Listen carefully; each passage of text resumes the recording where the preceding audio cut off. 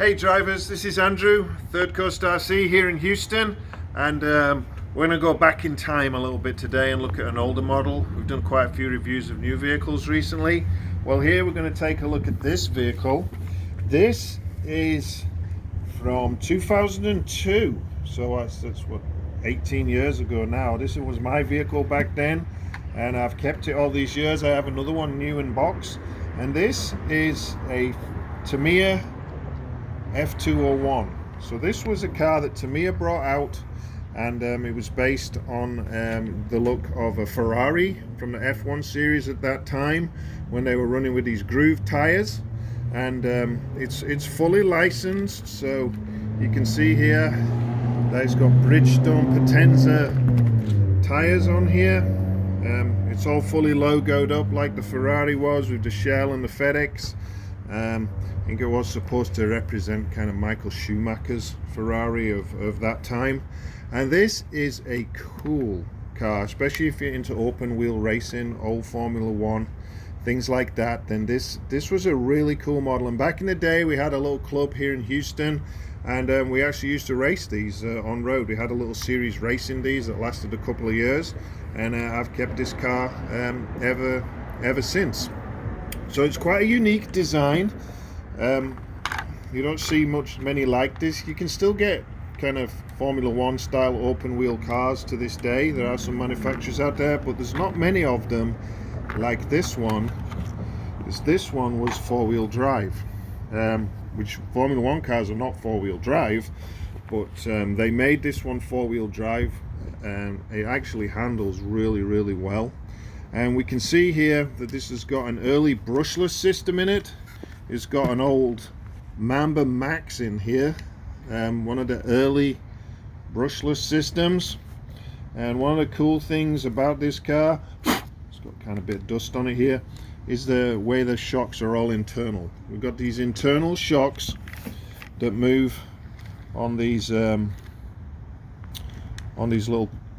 pivoting, I don't really know what you call them, but on these pivoting pieces here, and they're fully tunable. I've got all different spring sets for this car. You can see I've got green in the front and gold in the rear here from when I was racing it.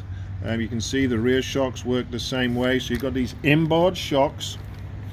The battery goes here in the middle, really low center of gravity.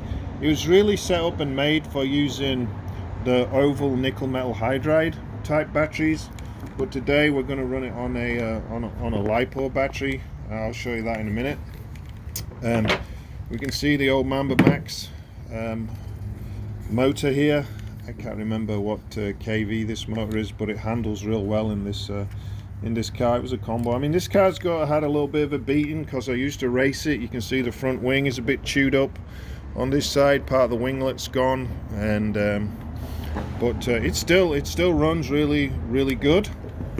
The body's beat up, you know, I've had to put tape on the front of it and things like that, but these cars, you can still get them now.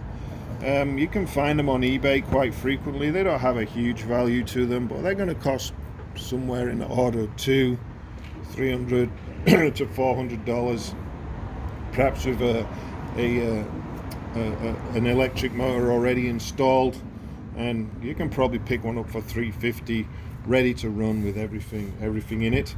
I've got this one connected to my trusty FlySky GT3B radio here, and this is a cool radio that has up to a 20 model memory. I've talked about it before, and it doesn't actually allow you to store the model name, so I've got the stickers all over it so I know which model's which. And here we've got model 8 is the F201. You can get a new one of these, the FS GT5, that allows you to put the model names in as you scroll through. It's an upgrade to this radio, and you can get these on Amazon. Honestly, they're a really great radio. The receivers are not expensive for them, and you can get them on Amazon. The new one, I think it's for like $50, something like that, with a receiver. So it's a good choice. So let's put the battery in. I got this, I'm going to run it on a 2S LiPo, so 30C 2S 7.4 volt LiPo. This is a slim LiPo. You can see it's very narrow because I need that narrow to get into here. So I'm going to put this put this in here. It kind of just slots in there. It's not a perfect fit. You can actually get, if you shop around, lipos that are kind of the same shape as older school nickel metal hydride batteries, but they're kind of hard to find and a little bit more expensive. But this one fits right in there and it's no problem. We'll get this radio turned on. I'm already on model 8, which is the F201, so we're good there. We've got the radio on, so we'll hook up the battery here. We'll put the balance lead just out of the way here, and we'll get it turned on, make sure we're good, and we're good here with everything. So let's get the body shell on. Put the antenna through the little slot here, get the body pins on, and we'll show you how this old F201 runs. So we'll look out for these on eBay. You know, they're a lot of fun if you're into kind of older school RC. Then all the parts are still pretty much available for them. I see them out there all the time. I've not needed any parts for this, and there's a lot of hop-ups you can get for it, like all aluminum chassis pieces and things like that, which are all really cool. You can get different tires, but I like these old school branded ones with the Bridgestone Potenza still written on there. So let's get this guy on the ground. We're going to go over here because we've got the sprinklers have been on and got water on the ground. This car is colder here today in Houston. It's like 55 degrees right now, and you need to warm the tires up on this car a little bit before it really starts to get the grip. So we'll drive it around a little bit.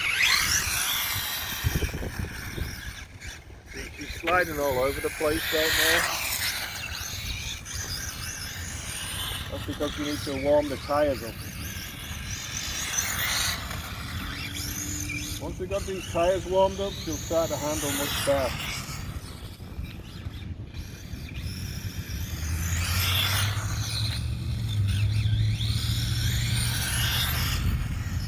And she's geared pretty low right now.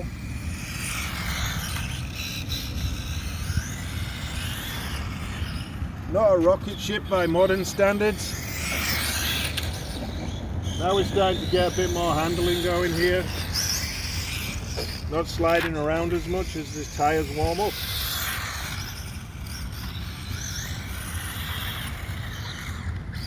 A little bit of a slide still there. And you can get different compounds of these tires. I can't remember which one I've got on here now. It's probably one for the hotter weather that we have here in Houston a lot, so it's probably a hard set.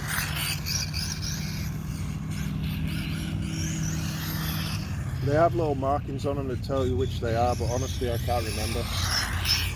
But I got a box full of them in my warehouse out the back here. The car's handling much better now. You can see it's not doing the spin out that it was before, and it's running great now. The tires have got warmed up, and actually if you touch them, I'm going to bring it over here, I can feel the tires are warm now. So they really do. It really does make a difference with this vehicle and these type of tires that you've got to warm the tires up. You've got to give it a few laps, just like a real Formula 1 car, to warm the tires up, which is kind of cool in itself. You see now it's holding good. I just touched the water over there, which is never good. That's why I'm spinning out again. It's got the tires a little bit damp, and now you see I'm spinning out again because the tires have got a little bit of water on them. So it'll take a few circuits to wear that off, and then we'll get the grip back. And we've got the grip back again now. I can feel it.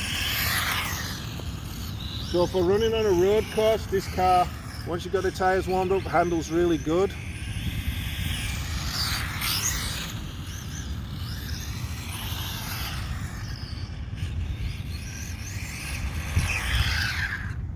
So if you're looking for a car, some kind of cool old Formula 1 car or an open wheel style car, you might want to look out on eBay for one of these.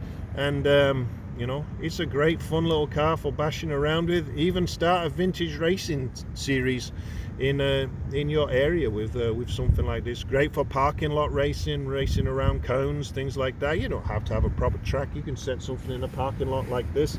If you do have an on-road track in your area, if you're fortunate to have that, then I'm sure they'd be happy to try and work with you and get something going on that. So thank you for watching, and we'll see you next time. And watch out for us also on Facebook, Third Coast RC, and look at us on Instagram. And please subscribe. We'd love to have you as a subscriber. So we'll see you next time. Thank you.